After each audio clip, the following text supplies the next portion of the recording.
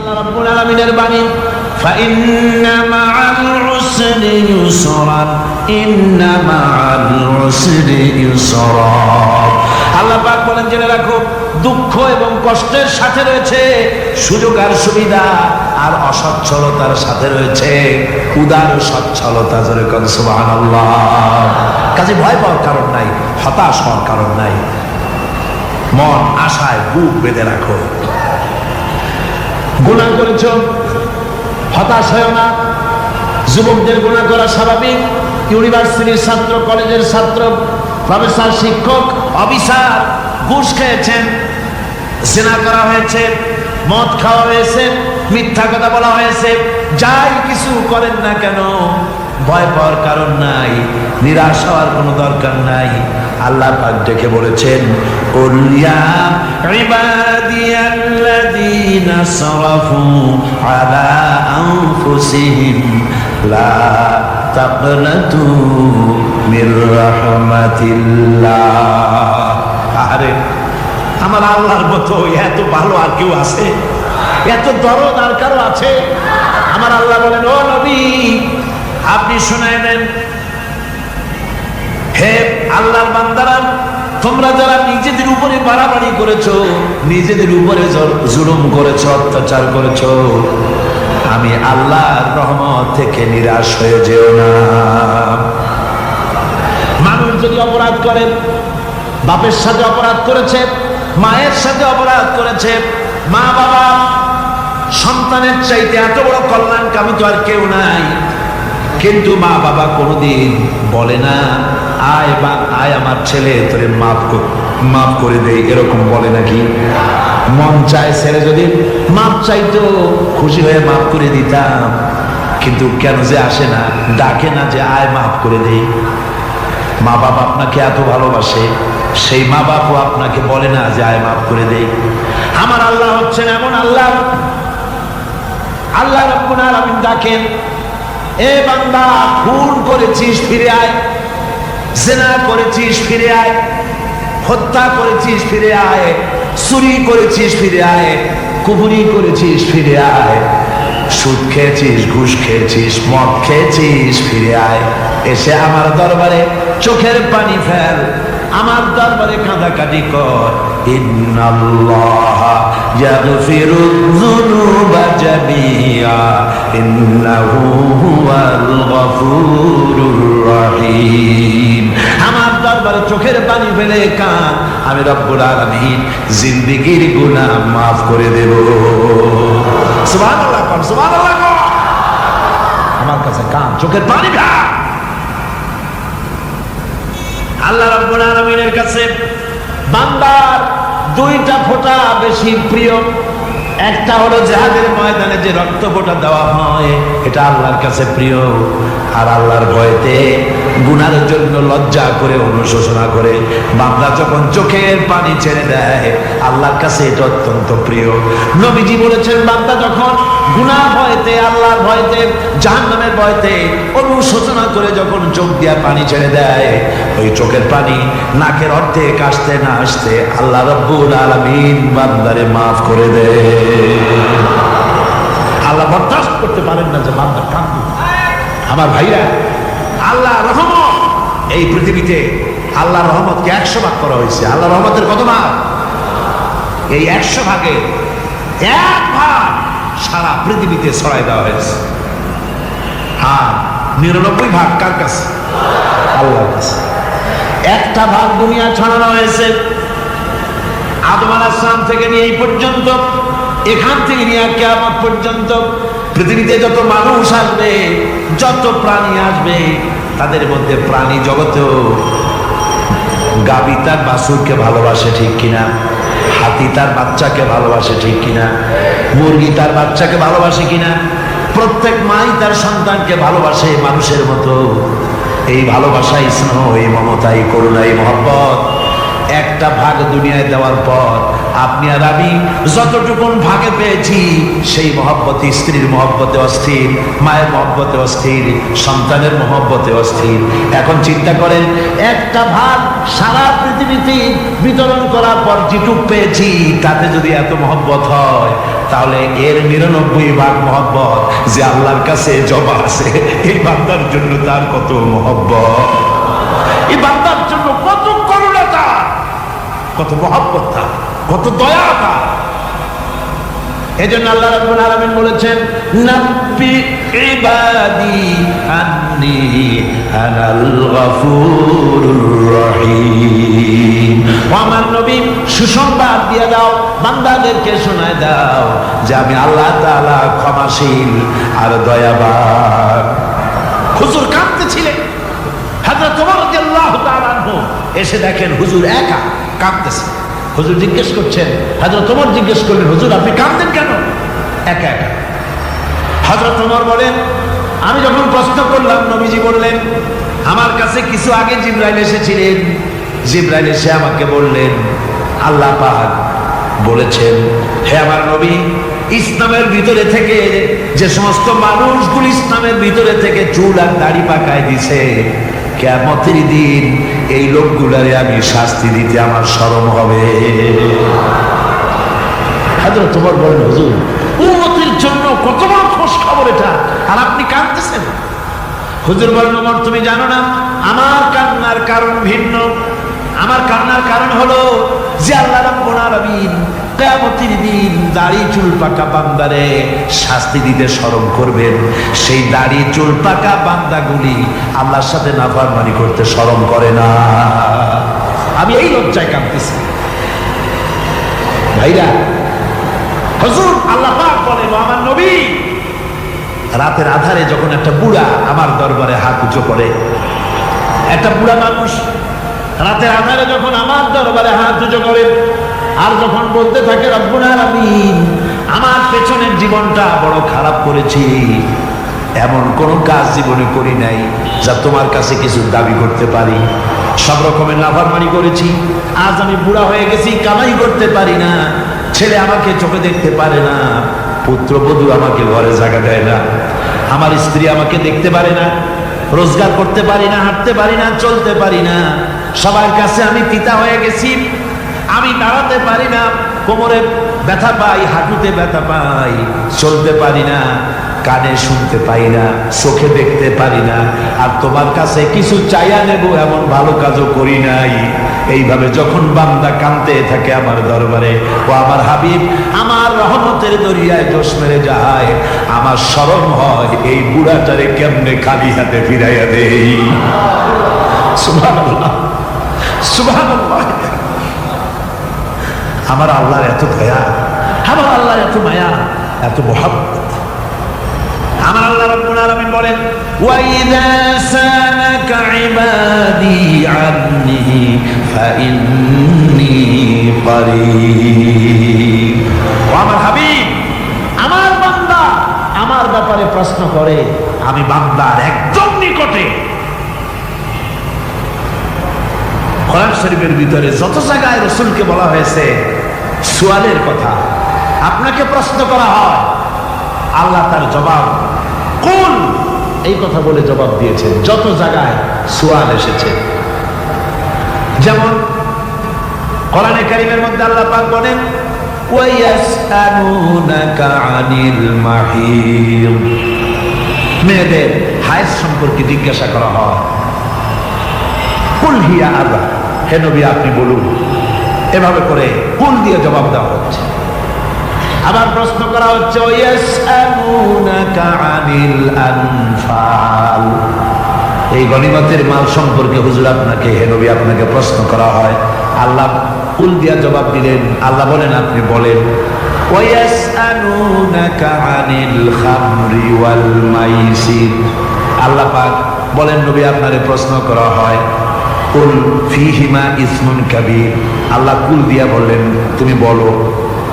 আবার বলা হলো, ওয়ায়াসআলুনাকা আনিল আহিল্লা কুল হিয়া মাওয়াকিতু লিন্নাস, নবী আপনাকে প্রশ্ন করা হয় চাঁদের ক্রমবর্ধমান এবং ক্রমহ্রাস, এই যে বাড়ে আর কমে, পূর্ণিমা হয় অমাবস্যা হয়, কেন হয় আপনি বলুন। ভুল আপনি বলেন এটা আমি অক্ত এবং সময়, বছর আর দিন গণনা করার জন্য পৃথিবীবাসীদের জন্য বিনা পয়সায় একটা ক্যালেন্ডার বানাইয়া আকাশে ঝুলাই রেখেছি। এভাবে যত জায়গায় এসেছে আপনাকে প্রশ্ন করা হয়, তত জায়গায় আল্লাহ জবাব দিয়েছেন। কোন আপনি বলেন গোটা কোরআন শরীফের ভিতরে এই একটি মাত্র জায়গা যেখানে বলা হয়েছে আপনাকে প্রশ্ন করা হয়। আল্লাহ এখানে বলতে পারতেন কুল আপনি বলেন, আল্লাহ তোমাদের নিকটবর্তী, এভাবে জবাব হয় না। এটা কায়দাটা হলো এই, আল্লাহ বলতেছেন ওয়াইজা সালাকা ইবাদি, ও আমার নবী প্রশ্ন তো আমার বান্দারা আমার ব্যাপারে করেছে, এবার আপনার জবাবের কোনো দরকার নাই। প্রশ্ন আমার ব্যাপারে, আমি নিজে জবাব দিয়ে দেই। ফাইন্নি কারীব, ও বান্দা আমার ব্যাপারে প্রশ্ন করেছিস, জবাব আমি দেই, আমি তোর সবচাইতে বেশি নিকটে। সুবহানাল্লাহ, কত নিকটে?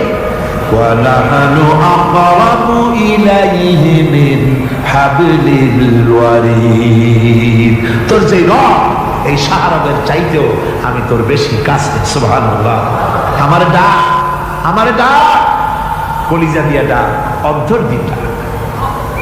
মনের থেকে মানুষ যদি ডাকে, মুখের ডাক আর মনের ডাক এক জিনিস নয়।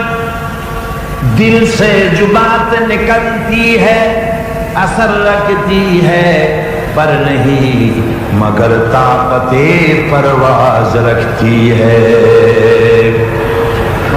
দিল থেকে যে কথা বেরোয় তা প্রভাব বিস্তার করে ডানায়, কিন্তু ওড়ার ক্ষমতা রাখে। মনের কথাই ভিন্ন। মন থেকে, দিল থেকে, কলিজা থেকে, অন্তরে গভীর কন্দর থেকে মুহাব্বতের সাথে কেউ যদি একবার বলে আল্লাহ, বলেন আল্লাহ, আল্লাহ, আল্লাহ, আল্লাহ রাব্বুল আলামিন বলেন অন্তরের অন্তঃস্থল থেকে একটি বার যদি বান্দা বলেন আল্লাহ, আল্লাহ বলেন 70 বার সাড়া দিয়া জিজ্ঞেস করি, বান্দা কি চাও, আমি তোমার কাছে আছি। সুবহানাল্লাহ, আমি তোর একদম কাছে, কি চাস বল, বলো। এমন দয়াবান, এমন মেহেরবান, এমন আল্লাহ আমাদের, সে আল্লাহ রাব্বুল আলামিন, তিনি বলছেন وقال ربكم ادعوني استجب لكم, তোমাদের রব বলেছেন আমারে ডাকো, আমি আল্লাহ ডাকের সাড়া দিয়া দেব। সুবহানাল্লাহ, কারে ডাকতে হবে, কারে ডাকতে হবে? এই বিশাল জনসমুদ্র একটুকু চিল্লা এখন কারে ডাকতে হবে? কোন পীর সাহেবকে নয়, আল্লাহর কসম কোন খাজা বাবাকে নয়, ডাকতে হবে কারে? চিল্লা এখন কারে? ওয়াকালা রাব্বুকুম উদউনি, তোমার রব তোমাকে বলতেছে আমারে ডাকো, আস্তাজিব লাকুম, আমারে ডাকবে আমি সাড়া দিয়ে দেব। সুবহানাল্লাহ, আল্লাহকে ডাকেন। কি চাই আপনার বলেন, কি চাই? আল্লাহর কাছে চান, আল্লাহ দিয়ে দেবে। যাওয়ার জায়গা আল্লাহর কাছে চাইবেন, আল্লাহ দিবেন। দেওয়ার জায়গা, চাওয়ার জায়গা হলো সেজদায় পড়ে যাবেন। আমার ভাইয়েরা জায়গাটা চিনায় দিলাম। মাজারে যাওয়া লাগবে না, কবরে যাওয়া লাগবে না, 2 রাকাত নামাজ পড়ে সেজদায় পড়ে গিয়া যত বিপদ আছে, মুসিবত আছে, সেজদার মধ্যে চোখের পানি ছেড়ে দেন আর কেন্দে কেন্দে জীবনের কথা বলেন। আল্লাহ রাব্বুল আলামিন আপনার আওয়াজ শুনবেন আর দোয়া কবুল করে নেবেন। কাঁদতে হবে আল্লাহর কাছে। কার কাছে? আল্লাহর কাছে। সুম্মা ইস্তাগফিরুল্লাহ, আর এরপরে সে যদি আমি আল্লাহর কাছে ক্ষমা চাই, ইয়াজিদিল্লাহ গফুরার রহিমা, সে আমি আল্লাহকে গফুর এবং রহিম হিসেবে পাবে। সুবহানাল্লাহ, আল্লাহকে গফুর এবং রহিম হিসেবে পাওয়া যাবে। সব আল্লাহকে বলতে হবে, গুনাহ মাফ চাইতে হবে। এই জন্য হুজুর সাল্লাল্লাহু আলাইহি ওয়াসাল্লাম দৈনিক 100 বার তওবা করতেন। কোন হাদিসে আছে 70 বার, কোন হাদিসে আছে 100 বার তওবা করতেন। নামাজের পরে তো প্রত্যেক নামাজেই পড়তেন হুজুর, সালাম ফিরাতেন আর সাথে সাথে বলতেন আল্লাহু আকবার, আস্তাগফিরুল্লাহ, আস্তাগফিরুল্লাহ, আস্তাগফিরুল্লাহ। মনে থাকবে আপনাদের? মনে থাকবে? সালাম ফিরে আর কি বলবেন? না, সালাম ফিরে আবার সাথে সাথে বলবেন আল্লাহু আকবার, তারপরে পড়বেন আস্তাগফিরুল্লাহ আস্তাগফিরুল্লাহ আস্তাগফিরুল্লাহ, তওবা করবেন। আল্লাহর কাছে সবসময় গুনাহ মাফ চাইতে থাকবেন, বিনীত থাকবেন। আল্লাহকে পাওয়া যাবে, তাকে রহিম হিসেবে পাওয়া যাবে। সুতরাং ঈমান বিল্লাহ, আল্লাহর প্রতি ঈমান আনলে পরে চতুর্থ নম্বরে যে উপকারটা হবে সেটা হলো হতাশায় ভুগবে না, নিরাশায় ভুগবে না, আশায় বুক বেঁধে উঠবে, ঈমান মজবুত হবে, আল্লাহর কাছে মানুষ বিনয়ী হয়ে যাবে। এবার পঞ্চম নম্বরের উপকার আমি বলছি না, ঈমান বিল্লাহ, আল্লাহর প্রতি ঈমান আনলে পরে অসংখ্য উপকার হয়, অসংখ্য বৈশিষ্ট্যের আছে। এর 6টা উপকারের কথা আমি বলবো। কয়টা? অসংখ্য উপকারের ভিতরে প্রধান 6টি উপকারের কথা বলবো। এর বললাম কয়টা? 4টে বলছি। এবার বলো পঞ্চম উপকারের কথা। আল্লাহর প্রতি আপনি পূর্ব পশ্চিমে কতবার মুখ ঘুরালেন, এটাই কিন্তু আপনার আসল সৎকার নয়। আসল সৎকার হলো আল্লাহর প্রতি ঈমান আনা। এই ঈমানের ব্যাপারে 3টা দিন আমরা পার করে দিলাম, এখনো কথা শেষ হয় নাই। আল্লাহর প্রতি ঈমান আনলে পরে যে উপকারটা হবে পঞ্চম নম্বরে, সেটা হলো কঠোর এবং কঠিন বিপদের ভিতরে বান্দার ভিতরে অবিচলতা এবং ধৈর্যের সৃষ্টি হয়ে যাবে। আলহামদুলিল্লাহ। কঠিন বিপদ মুসিবত আসতে পারে, সে অবিচল থাকবে। সারা দুনিয়ার বিপদ আপদ, শত্রুতা, দুঃখ, কষ্ট, মুসিবত, জুলুম, নির্যাতন সব কিছু পাহাড়ের মতো উঁচু হয়ে তাকে ঘিরে ফেলবে, কিন্তু তাকে এক চুলও নাড়াতে পারবে না। আলহামদুলিল্লাহ। সারা পৃথিবী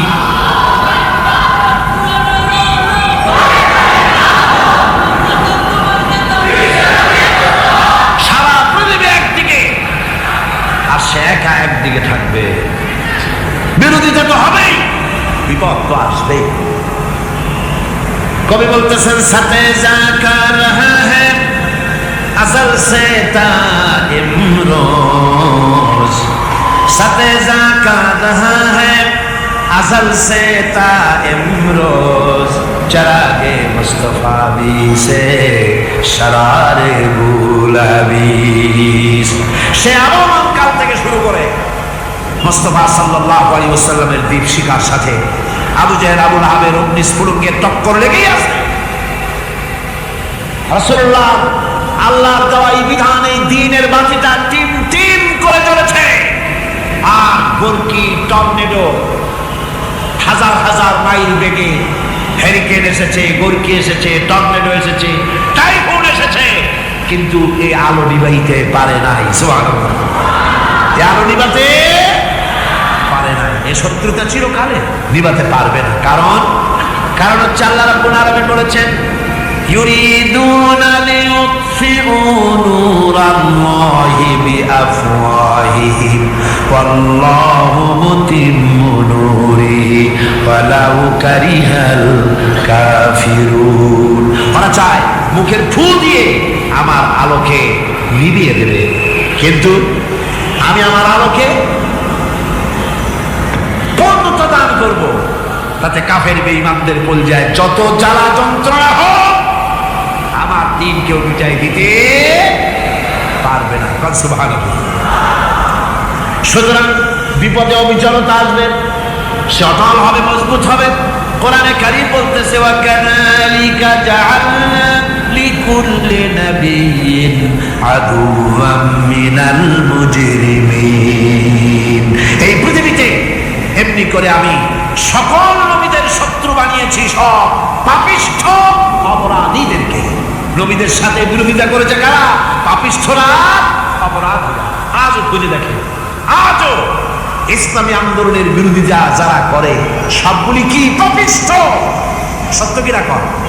ইসলামী আন্দোলনের বিরোধিতা যারা করে হিসাব করে চোখ দিয়ে তাকায় দেখেন, খুঁজে দেখেন তাদের নামগুলি। মদখোর, জিনাকার, বদমাশ, চোর, হাইজাকার, বেনামাজি, লুটেরা, মিথ্যাবাদী, সবচাইতে সমাজের নিকৃষ্ট লোকগুলি ইসলামের বিরোধিতা করে।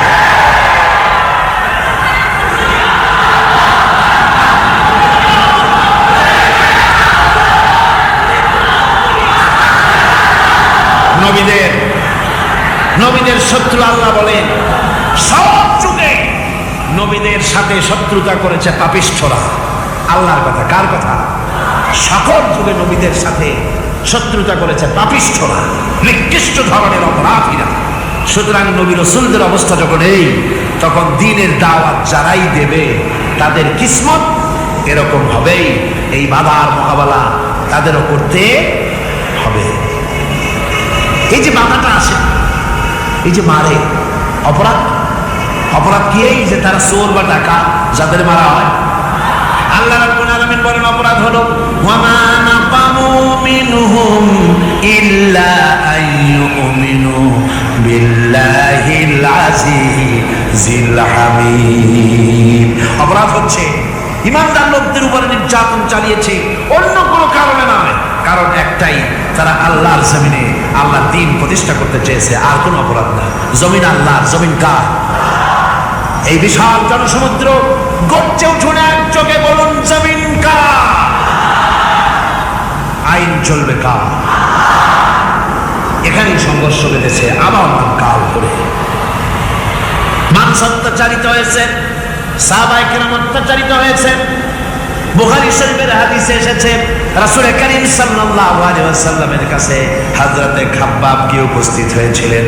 হযরতে খাব্বাব বলেন, হাদিসটা এভাবে লেখা হয়েছে বুখারীতে, ওয়ান খাব্বাব বিন আরিদ রাদিয়াল্লাহু তাআলা আনহু قال شكونا إلى رسول الله صلى الله عليه وسلم وهو متوسد بردة له في ظل الكعبة। রাসূলুল্লাহর কাছে গেলাম, কাবা শরীফের কাছে গিয়ে দেখি নবীজি একটা চাদর গায়ে দিয়ে তিনি আরাম ফরমাচ্ছিলেন কাবা শরীফের ছায়ায়।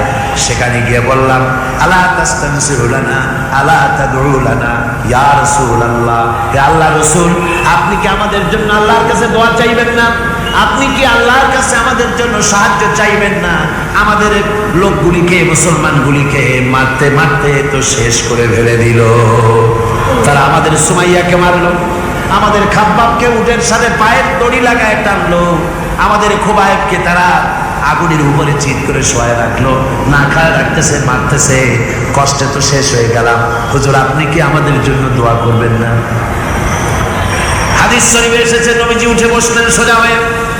নবীজি বলেন, ও আমার সাহাবী, ও খাব্বাব শোনো, তোমাদের আগে এই পৃথিবীতে যারা দ্বীনের দাওয়াত দিতে এসেছিলেন তাদেরকে সমকালীন রাষ্ট্রশক্তি, সমাজ শক্তি তাদেরকে ধরত। ফায়ুখাজুর রাজুলু, তাদেরকে তারা ধরত। ফায়ুকফারু লাহু ফিল আরদ, আর তার জন্য জমিনের ভিতরে কবর বানাইতো। ওই কবর ফায়ুজালু ফিহা, ওই কবরের ভিতরে তাকে কোমর পর্যন্ত গেড়ে দিত। সুম্মা ইউতা বিল মানশার, এরপরে করাত আনতো। ফায়ুদাউ আলা রাসিহি, এরপরে ওই করাত তার মাথার উপরে রাখতো। ফায়ুজালু নিসফাইন, এরপরে করাত দিয়া চিরে জীবিত মানুষটারে দ্বিখণ্ডিত করে ফেলে দিত। মা ইয়াসুদ্দুহু যালিকা আন দীনিহি, ও আমার খাব্বাব, এত কষ্ট দেওয়ার পরেও সেই যুগের কোন মুসলমানকে, দ্বীনের দায়ীদেরকে আল্লাহ দ্বীন থেকে এক চুলো তারা সরাই দিতে পারে নাই, এক চুলো সরাতে পারে নাই।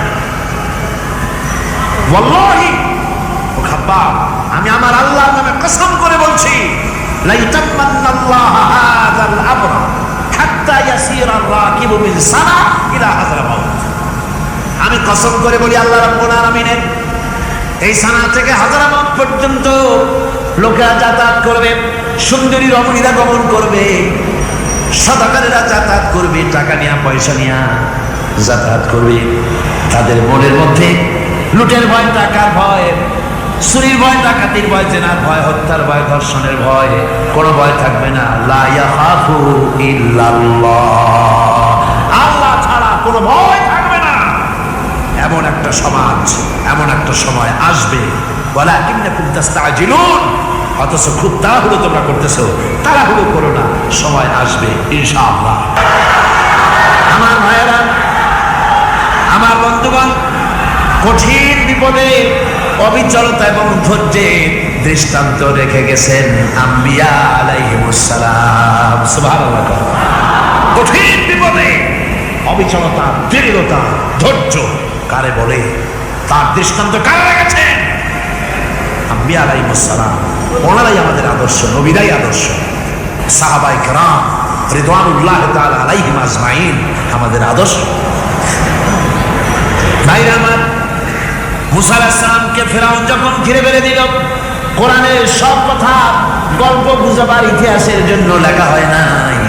কোরআনের মধ্যে যা লেখা হয়েছে সব বান্দাদের উপদেশের জন্য, যাতে করে লোকেরা চিরটা কাল এর থেকে উপদেশ নেওয়া নিজেদের তৈরি করতে পারে। জোরে বলেন সুবহানাল্লাহ।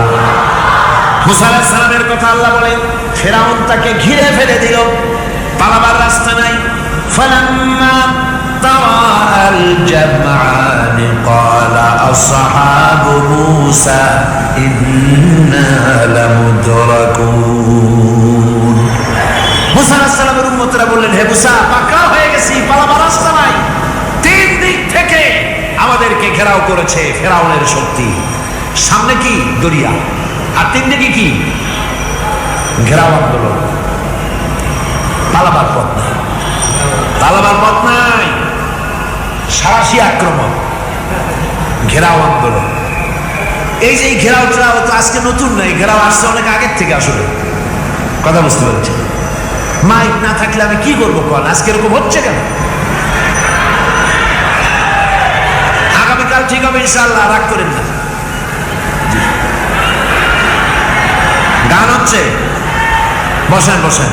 শয়তান ঢুকছে মাইকের মধ্যে। অনেক সময় হয় কি, মাইকের হাই পাওয়ারের যে মেশিন আছে, এর ভিতরে ইথার থেকে রেডিওর ওই গানগুলি ওর মধ্যে ঢুকে পড়ে। কথা বুঝতে পেরেছে? এই জন্য শয়তান তো আর বসে থাকে না, ওরও তো কিছু করার আছে। ধৈর্য ধরেন, ধৈর্য ধরেন। কালকে অপারেটরদেরকে মাওলানা শামসুদ্দিন সাহেবের কাছে অনুরোধ করবো, অপারেটর একটু ভালো করে হেদায়েত করে দেবেন। মাইকে আজকে আমার নিজেরও কষ্ট হচ্ছে, আমিও বুঝতে পারছি না যে আমার কথাগুলি কি আওয়াজে বেরোচ্ছে, যার জন্য আমাকে বেশি চিল্লাইতে হচ্ছে। বক্তাকে কি লাউডে তার কথা বেরোচ্ছে তা তার কানে আসতে হয়, তাহলে বোঝা যায় যে আমার কথাগুলি কিভাবে বেরোচ্ছে। এটা এই অবস্থায় সিচুয়েশন আজকে নাই, এবং লোকেরাও মাইকের ব্যাপারে আজকে অভিযোগ করেছে, যা বিগত 16 বছরে করে নাই। সেটের ব্যাপারে কোথাও কোনো অসুবিধা হয়েছে? মাইকটা ভালো, এবং মাইক যারা দেন প্রতি বছর খেদমত করে, আল্লাহ তাদের প্রতি রহম করুন। সবাই বলেন আমিন। এদেরকে রাগ করে পথে পাই আবার মারধর করেন না। সিলেটের যে তাফসীর মাহফিল হয়, বিগত 19 বছর তাফসীর করেছি একটানা, এবার 20 বছর পুরো হবে ইনশাআল্লাহ। সিলেটে একটানা 20 বছর তাফসীর করতেছি সেখানে। তো মাইক, একটা লোক বিনা পয়সায় মাইক দেয়, মাইকের ভাড়া সে নেয় না। তাফসীরের মাহফিলের মাইকের ভাড়া নেয় না। যে বছর এরশাদ সরকার আমাকে প্লেন থেকে নামতে দিল না, আপনাদের মনে আছে? সিলেট থেকে ফিরাই দিল। এই খবরটা মাইকম্যান যখন শুনেছে যে আমাকে নামতে দেয় নাই, ফিরাই দেওয়া হয়েছে, সাথে সাথে স্ট্রোক করেছে, হার্ট ফেল করে দুনিয়া থেকে বিদায় হয়ে গেছে। সিলেটে তাফসীর হতে পারবে না, এই কথা সে বরদাস্ত করতে পারে না। আমি কেঁদেছি আর দোয়া করেছি, আল্লাহ, কোরআনের মহব্বতের লোকটার এই অবস্থা হলো, তোমার জান্নাত তুমি দয়া করে তাকে দান করে দিও। কাজে কোনো ব্যবসায়ী চায় না যে তার ব্যবসাটা খারাপ হোক, লোকেরা মন্দ বলুক। এ মাইকের ব্যাপারে আপনারা আজকে রাগারাগ করেন না, যা হয়েছে কালকে ভালো হবে ইনশাআল্লাহ। সবাই বলেন ইনশাআল্লাহ। এখন চলেন আমরা ফেরাউনের অবস্থা দেখে গিয়া কি করতেছে ফেরাউন। মুসা আলাইহিস সালামকে ঘেরাও করে ফেলেছে, পালাবার উপায় নাই। একদিকে দরিয়া, তিন দিকে ফেরাউনের শক্তি। এই যে ঘেরাও টেরাও মানে নতুন তো না, ধর্মঘট নতুন না, পুরানো জিনিস। এই পৃথিবীতে সর্বপ্রথম ধর্মঘট কিসের উপরে হয়েছে জানেন? এই পৃথিবীর প্রথম ধর্মঘট হয়েছে পেঁয়াজ, রসুন আর ডাইলের উপরে। মুসা আলাইহিস সালামের জামানায়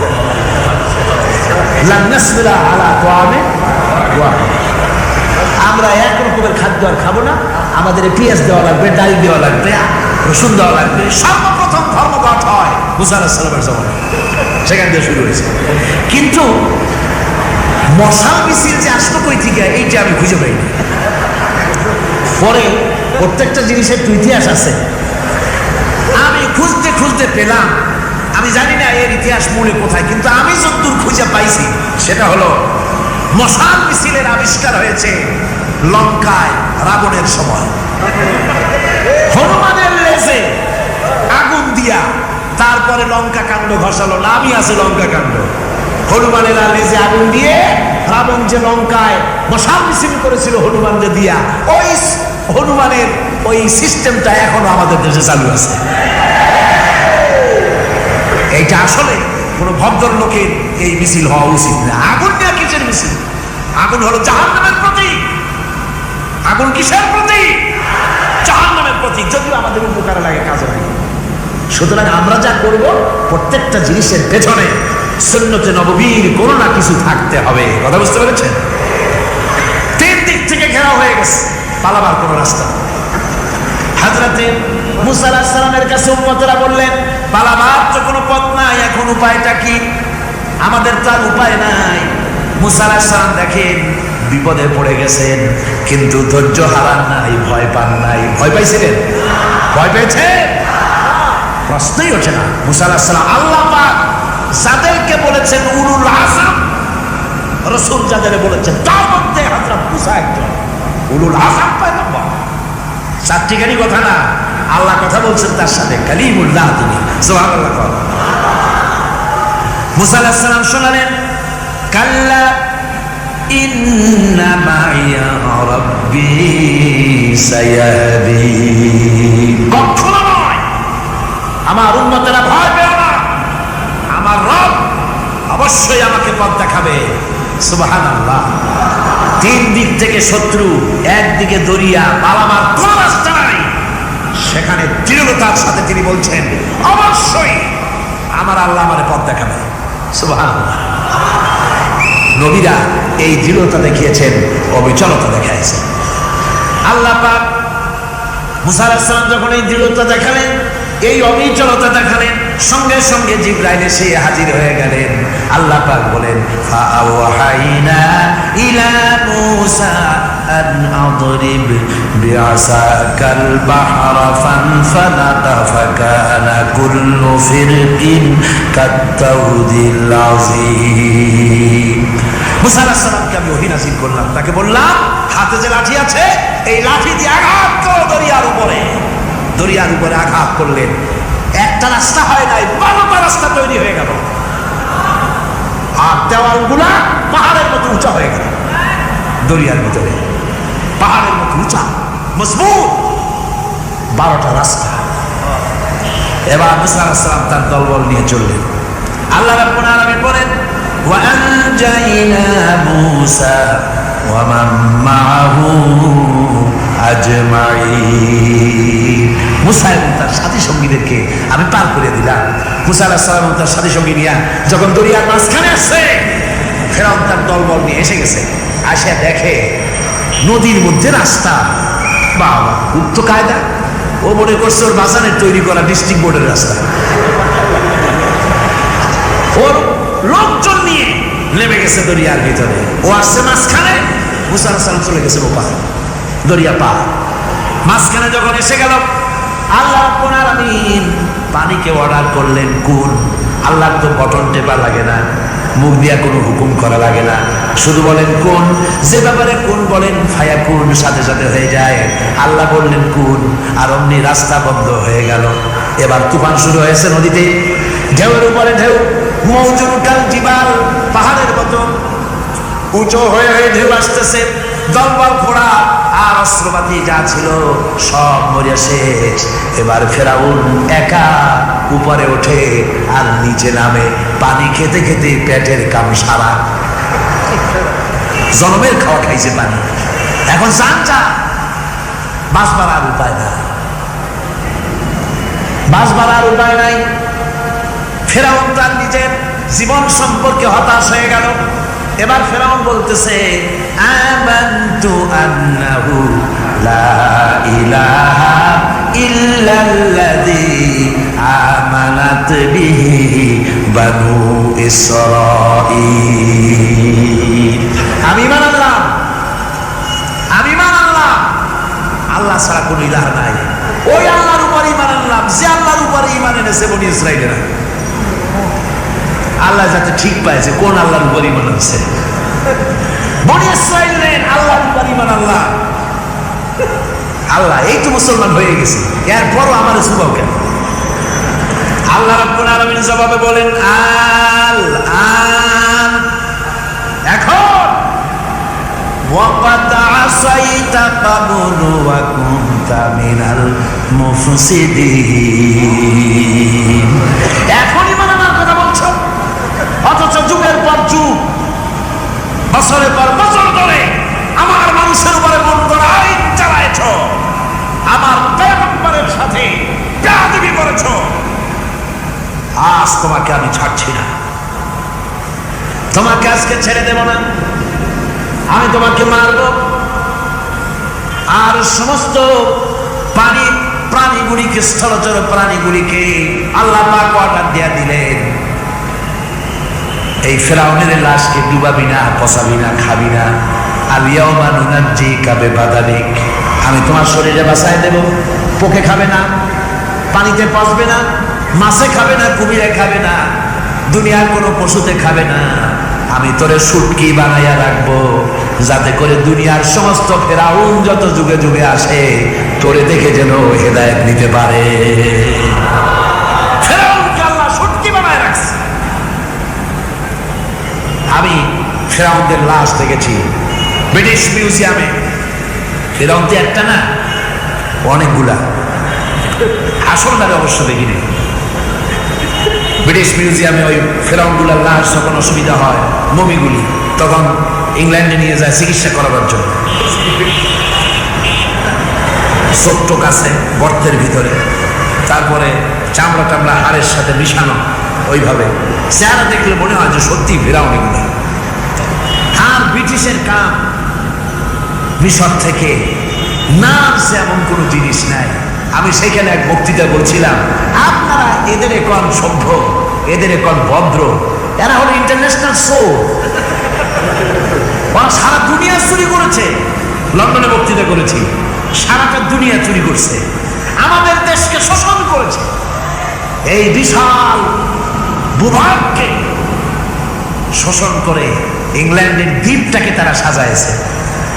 তারা ময়ূর সিংহাসনের, শাহজাহানের ময়ূর সিংহাসনের ময়ূরের বাম চোখে কোহিনূর মণি লাগাইছিলেন, শাহজাহান ময়ূরের ডান চোখে কোহিনূর মণি লাগায় নাই। কোহিনূর মণির অনেক দাম, আমি দেখে এসেছি মণি, এখন সেটা কুইন এলিজাবেথের মুকুটের শোভা পাচ্ছে।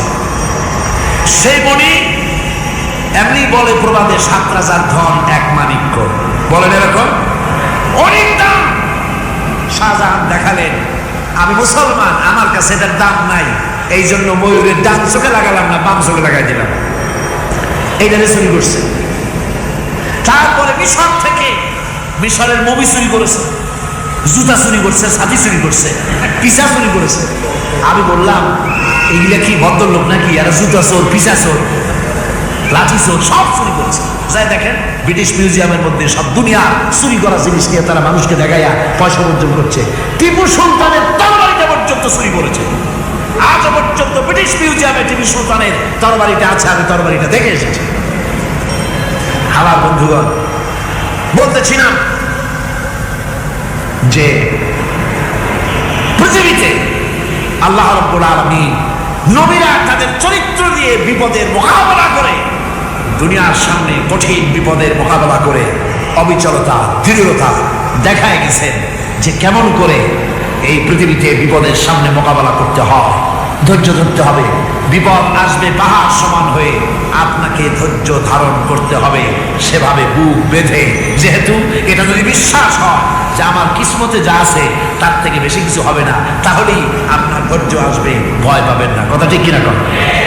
এবারে হযরত হুদ আলাইহিস সালাম সম্পর্কে আল্লাহ রাব্বুল আলামিন বলেন, হযরতে হুদকে যখন ষড়যন্ত্র হলো, কাফির বেঈমানেরা তাকে মেরে ফেলার জন্য যখন সরকারি ষড়যন্ত্রে লিপ্ত হয়ে গেল, হযরতে হুদ সমাজের এই চ্যালেঞ্জের মোকাবেলা করলেন। হযরত হুদ বলেন, ফাকিদুনি জামিআন সুম্মা লা তুনজিরুন ইন্নী তাওয়াক্কালতু আলাল্লাহি রাব্বি ওয়া রাব্বিকুম। আমি, তোমরা তোমাদের ষড়যন্ত্র আমার বিরুদ্ধে যত পারো আমার বিরুদ্ধে ষড়যন্ত্র চালাও, এতটুকুন আমার অবকাশ দিও না। আমি এমন আল্লাহর উপরে ভরসা করেছি যার হাতের ভিতরে তোমাদেরও জান আর আমারও জান। যা পারো তাই করো। সরকার, সমস্ত শক্তি একত্রিত হয়ে আমার মোকাবেলা করো। একদিকে হুদ আলাইহিস সালাম, আর একদিকে গোটা জাতি। হযরত হুদ ভয় পায় নাই। সুবহানাল্লাহ। ঈমান বিল্লাহ মানুষের কলিজাকে এভাবে শক্ত করে দেয়। কোন আলহামদুলিল্লাহ। এবারে এই বিপদের, কঠিন বিপদের মোকাবেলা করে আমার রাসূল যে প্রমাণ দিয়া গেলেন, আমার রাসূল যে কঠিন বিপদের মোকাবেলা করলেন, ভাইরা আমার, হিজরতের রাতে সওদ পাহাড়ের ভিতরে যখন তিনি আশ্রয় নিলেন, হযরতে আবু বকরের সাথে ছিলেন। হযরতে আবু বকর রাদিয়াল্লাহু তাআলা আনহু বলেন, হুজুর আপনি দাঁড়ান, এটা তো পাহাড়িয়া গুহা, গুহার ভিতরে সাপ থাকতে পারে, বিচ্ছু থাকতে পারে, আমি আগে ঢুকি, বিপদ যদি হয় আমার উপর থেকে হয়ে যায়। গুহার ভিতরে নেমে গুহা সাফ করলেন। এরপরে হুজুরকে ডাকলেন, হুজুর তাশরীফ নিলেন গুহার ভিতরে। এরপরে হুজুর বললেন, আবু বকর, পাহাড়ে হেঁটে হেঁটে 2-3টা পাহাড় পাড়ি দিয়া যাওয়া লাগে সোর পাহাড়ে। মদিনার সোজা রাস্তা হুজুর ধরেন নাই, মেসফালার পথ দিয়া, জাবালে কেদোয়ার উপর দিয়া 3টা পাহাড় পাড়ি দিয়া তারপরে হুজুর গেলেন সোর পাহাড়ে। গুহার ভিতরে হুজুর তাশরীফ নিলেন। বললেন, আবু বকর তুমি বসো, তোমার উরুর উপরে মাথা রেখে আমি একটু আরাম করি। হযরতে আবু বকর বসলেন, হুজুর তার উরুর উপরে মাথা রেখে ঘুমায় গেলেন। আর এরপরে কাফির বেঈমানেরা তালাশ করতে করতে কাফেররা এসে গেল পায়ের চিহ্ন দেখে দেখে গর্তের কাছে। হযরত আবু বকর ভয় থেকে কেঁদে ফেললেন, আরে আর তো উপায় নেই, এবার তো ধরা পড়ে গেছি, এবার নবীজিকে মেরে ফেলে দেবেন। নবীর মহব্বতে, নিজের মহব্বতে নয়, নবীর মহব্বতে কাঁদতেছিলেন। হুজুর বলেন, হুজুরের ঘুম ভেঙে গেল। বলল, আবু বকর কাঁদো কেন? ছেলের কথা, মেয়ের কথা, বিবির কথা, বাড়ির কথা মনে পড়লো নাকি? হযরত আবু বকর বলেন, ইয়া রাসূলুল্লাহ, আল্লাহর কসম করে বলি, যেদিন ঈমান এনেছি এই কলিজার ভিতরে মা বাপ, স্ত্রী, পুত্র, পরিজন, এমনকি আমার নিজের জীবনের চাইতে আপনারে বেশি ভালোবাসি। কাঁদো কেন? কাঁদো কেন? হযরত আবু বকর বলেন, হুজুর ধরা পড়ে গেছে, কাফেররা এসে গেছে গর্তের কাছে, তাকালি আমাদের দেখতে পাবে, আমরা তো মাইনরিটি, ওরা তো মেজরিটি, আমরা তো ধরি মারি ফেলায়, আপনাকে মেরে ফেলে দেবে, এই জন্য কাউকে। আল্লাহ রাব্বুল আলামিন, হুজুর তখন কি দৃঢ়তা, কি অবিচলতা, কি ধৈর্যের পাহাড় সম মনোবৃত্তি তখন দেখালেন।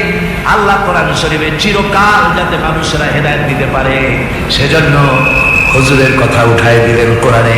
আল্লাহ পাক বলেন, ইযুমা ফিল গার ইয ইয়াকুলু লিসাহিবিহি লা তাহজান ইন্নাল্লাহা মা'ানা।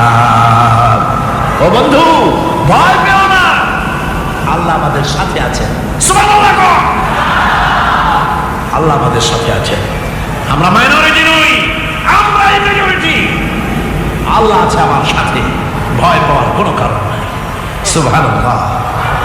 আল্লাহ পাক বলেন, فأنزلallahu sakinatahu alayhi wa ayyadahu bijunudin lam tarawha। আমি এদের অন্তরের ভিতরে আমি শান্তি নাজিল করে দিলাম, প্রশান্তি দিয়া দিলাম, আর আমি সাহায্য করলাম, আর এমন সব সৈন্য পাঠায় দিলাম যে সৈন্যগুলি তোমরা দেখতে পাও নাই। সুবহানাল্লাহ। ভাইরা আমার, রাসূল করিম সাল্লাল্লাহু আলাইহি সাল্লাম এই বিপদের মাঝে, চরম বিপদের মাঝে অবিচলতা, দৃঢ়তা, কঠিন আত্মনির্ভরতা দেখিয়েছেন। এগুলি হলো ঈমানের 5ম নম্বরের উপকারিতা। আল্লাহর প্রতি ঈমান আনলে এভাবে পাহাড় সম ঈমান মজবুত হয়ে যায়।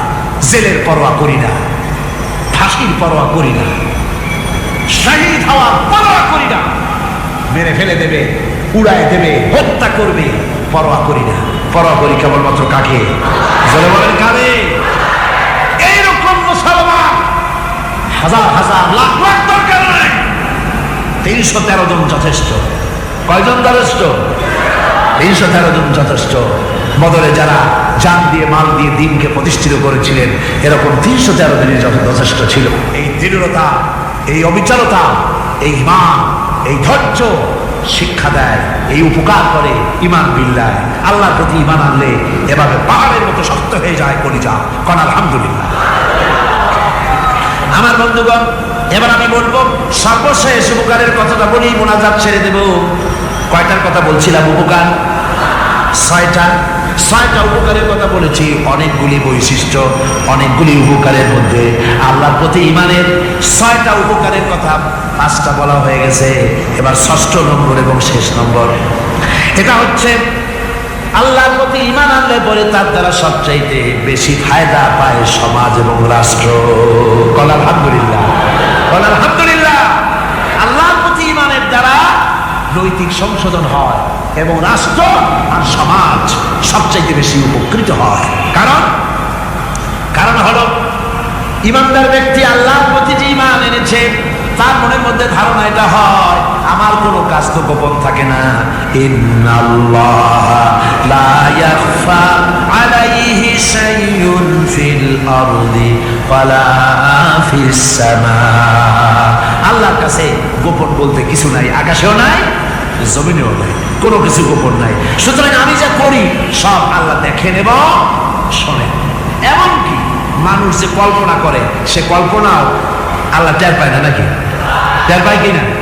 وَإِن تُبْدُوا مِنْ أَنفُسِكُمْ أَوْ تُخْفُوهُ يُحَاسِبْكُم بِهِ اللَّهُ। মনের ভিতরে যে কল্পনা করো, আল্লাহ পাক বলেন এই কল্পনারও হিসাব আমি রব্বুল আলামিন তোমার কাছ থেকে নেব। ফায়ুআযযিবু মান ইয়াশাউ, যারে খুশি শাস্তি দেব আর যারে খুশি আমি মাফ করে দেব। জোরে বলেন সুবহানাল্লাহ। ফায়াগফিরু লিমান ইয়াশা ওয়া ইউআযযিবু মান ইয়াশা, যারে খুশি মাফ করব, যারে খুশি শাস্তি দেব, কল্পনারও হিসাব নেব। এই কথা মুমিনের যদি জানা থাকে তাহলে আর তার কোনো চিন্তা থাকে না, তার নৈতিক চরিত্র ভালো হয়ে যায়। কোন সুবহানাল্লাহ। আমার বন্ধুগণ, ঈমানদার লোক আল্লাহর প্রতি ঈমান আসলে পরে সমাজ উপকৃত হয়, রাষ্ট্র উপকৃত হয়ে যায়। যেহেতু বান্দা জানে আমি দায়িত্বহীন কোনো কথা বলতে পারবো না, দায়িত্বহীন কোনো কাজ করতে পারবো না। আল্লাহ পাক বলেছেন, মা ইয়ালফিযু মিন কাউলিন ইল্লা লাদাইহি রাকীবুন আতীদ। বান্দা এমন কোনো কথা বলে না যে কথা আমার ফেরেশতারা রেকর্ড করে না রাখে। কাজী মুমিন ব্যক্তি আল্লাহর ভয়তে দায়িত্বহীন কথা বলবে না। নির্বাচন আসতে পরে রাস্তা সোনা দিয়ে মামলায় দেবো, এই করব সেই করব, না খাইয়া কেউ মরবেন না। আসে না নির্বাচনের সময় সেরাগালি বন্দারা মঞ্চে দাঁড়িয়ে কত বড় বক্তৃতা করে, ভাইয়ের আমার, বোনের আমার, এবার আমার বোতল মার্কা বাক্স, আপনারা আমাকে ভোট দিয়ে দেশ এবং জাতির আরেকবার 12:30 বাজাইবার সুযোগ দিন। এবার ক্ষমতায় গেলে কেউ না খাইয়া মরবেন না, কিন্তু কি খাইয়া মরবে তাও বলে না। এর মানে প্রতি অর্থ হচ্ছে এই, ওরা যদি ক্ষমতায় যেতে পারে তাহলে বিষ খাইয়া হোক, গুলি খাইয়া হোক, কিছু না কিছু খেয়ে মরতে হবে। একেবারে খালি পেটে মরলে গ্যাস্ট্রিক হওয়ার সম্ভাবনা আছে। ঈমান বিল্লাহ যদি না থাকে, আল্লাহর ভয় যদি না থাকে, তাহলে দায়িত্বহীন কথা বলে। আর আল্লাহর ভয় যদি থাকে তাহলে নৈতিকতার সংশোধন হয়ে যায়, দায়িত্বপূর্ণ কথা বলে, মানুষকে ফাঁকি দেয় না। আমার বন্ধুগণ, আল্লাহ রাব্বুল আলামিন তার বান্দা যারা আল্লাহকে ভয় করে, সে ভয় করা বান্দাগুলির মনের মধ্যে এই চিন্তা এসে যায়, আমি যেখানে থাকি না কেন আল্লাহ আমাকে দেখতেছেন, শুনতেছেন। রাতে হোক দিনে হোক যেখানে আছি আল্লাহ আমারে দেখতেছেন। আল্লাহ পাক বলতেছেন, ওয়া হুয়া মাআহুম ইয ইউবাইয়িতুনা মা লা ইয়ারদা মিনাল কাওলি ওয়া কানা আল্লাহু বিমা ইয়ামালুনা মুহীতা। আল্লাহ পাক বলেন, আমি তো আমার বান্দার নিকটে তখনও থাকি যখন সে গোপনে গোপনে রাতের বেলায় আমার মর্জির খেলাফ পরামর্শ করে। আমার মর্জির খেলাফ পরামর্শ করতেছে রাত্রে, আমি তো তখনও কাছে থাকি, ওটা আমি শুনি। ইমাম যদি আসে তাহলে এই সব কাজ থেকে সে বিরত থাকে। সে যদি কম হয় সেখানেও আল্লাহ, বেশিও যদি হয় সেখানেও আল্লাহ।